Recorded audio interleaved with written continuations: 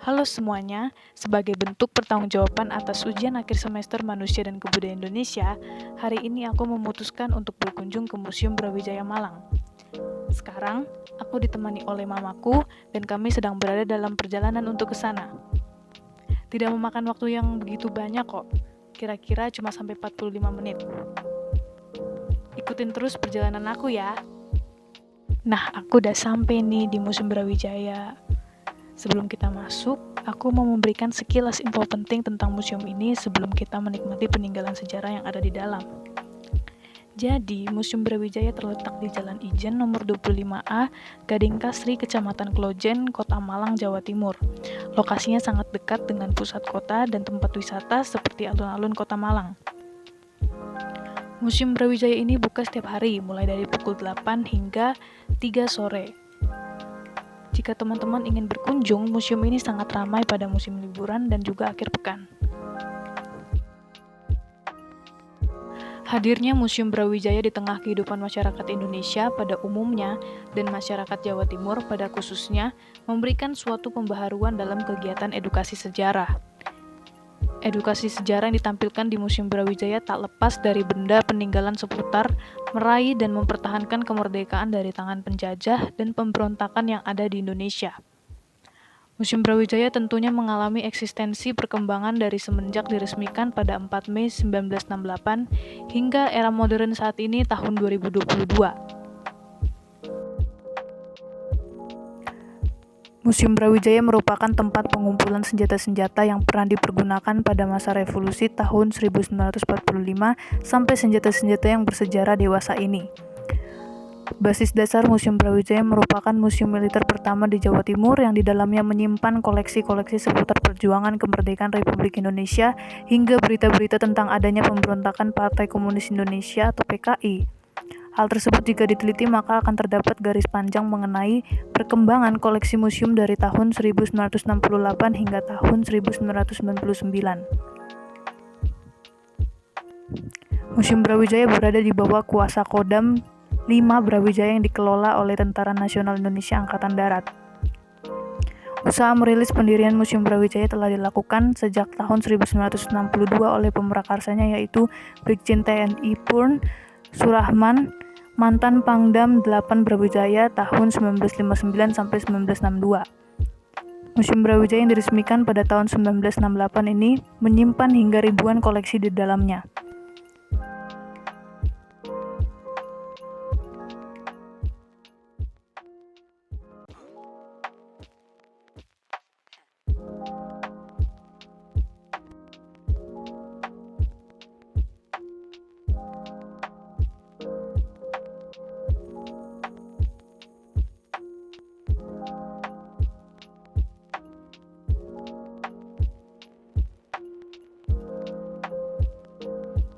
Mari kita melihat kembali latar belakang pembangunan Museum Brawijaya pada tahun 1967 sampai 1968.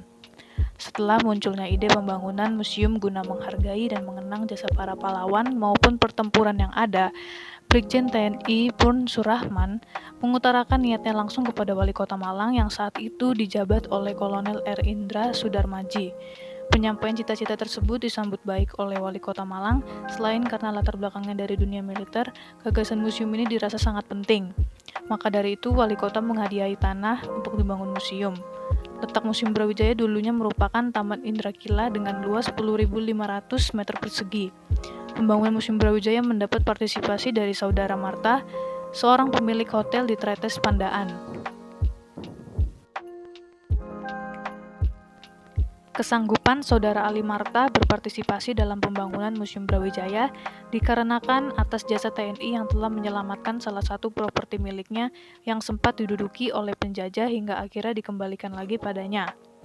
Atas hal tersebut, Marta ingin berbalas budi hingga akhirnya turut serta berpartisipasi dalam pembangunan Museum Brawijaya.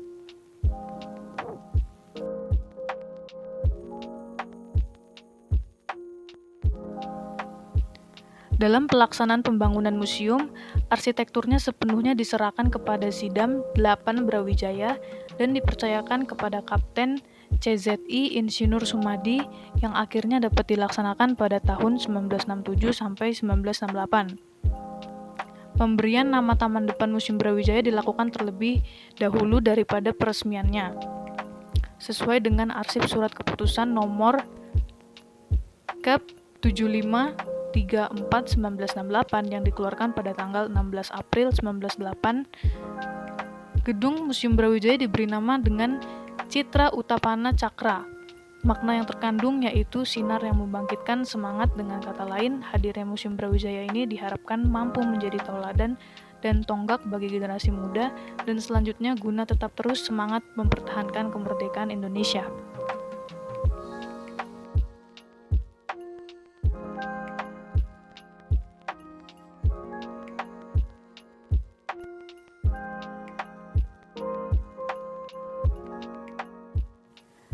Museum Brawijaya masuk dalam kategori Museum TNI Angkatan Darat atau museum militer yang memiliki tujuan guna. Yang pertama, mewariskan nilai-nilai 45 dan nilai-nilai TNI 45. 2. Membina moral prajurit TNI ABRI serta generasi bangsa. Yang ketiga, mengabdikan peristiwa bersejarah tokoh-tokoh bangsa, khususnya TNI ABRI, sehingga merupakan monumen nasional. Di samping tujuan pembangunan, Museum TNI Angkatan Darat juga memiliki fungsi sebagai tempat informasi, edukasi, inspirasi, instruksi, hingga rekreasi. Dengan poin utama bahwa latar belakang dibangunnya Museum TNI Angkatan Darat adalah mewariskan dan melestarikan nilai-nilai juang 45 dari generasi ke generasi, agar generasi baru tersebut menyadari betapa beratnya perjuangan bangsa mencapai kemerdekaan pada masa revolusi fisik menghadapi penjajah.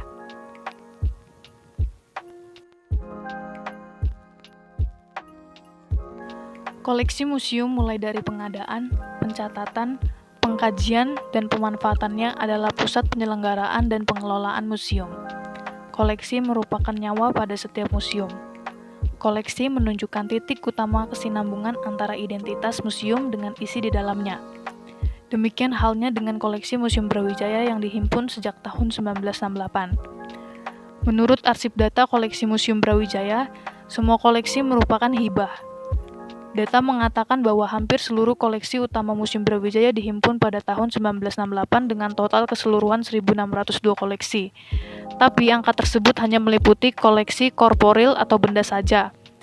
Koleksi Museum Brawijaya merefleksikan bahwa hadirnya museum ini guna mengenang pemberontakan dan pertempuran yang ada di Jawa Timur, pada khususnya dan Indonesia pada umumnya.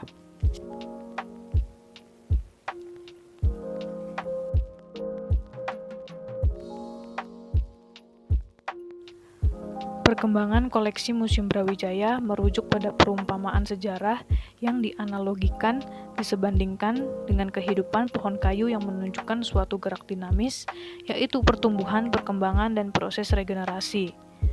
Hal tersebut sama halnya dengan sejarah koleksi Museum Brawijaya yang mengalami perkembangan.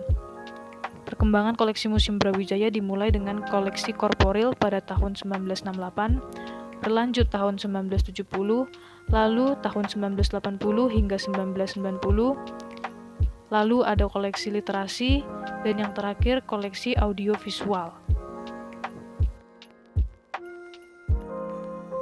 Masuknya ikon-ikon utama koleksi pada tahun 1968 diantaranya adalah Gerbong Maut, Perahu Segigir, koleksi seputar benda-benda yang pernah menjadi saksi gerilya Jenderal Sudirman yang juga diterima pada awal tahun peresmian, serta koleksi lain yang dihimpun sejak tahun 1968 tapi masuk dalam kategori koleksi pemberontakan adalah segala hal tentang penumpasan PKI di Jawa Timur, seperti buku-buku, dokumen, alat stempel, tanda simbol PKI, dan sebuah batu.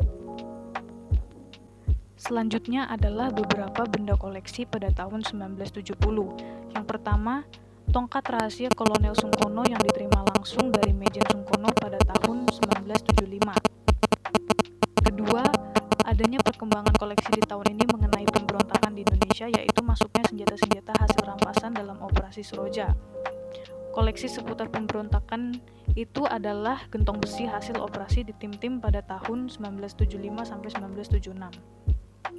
Tercatat bahwa pada tahun 1991 merupakan tahun terakhir Museum Brawijaya menerima koleksi korporil.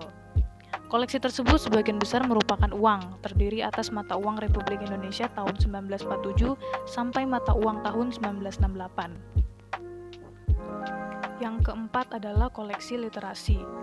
Berdasarkan data tahun 2010 sampai 2018 yang dihimpun oleh Sibindo Klistaka Bintaldam 5 Brawijaya, koleksi literasi yang dihimpun terdiri atas buku, dokumen arsip, majalah buletin, clipping, dan surat kabar.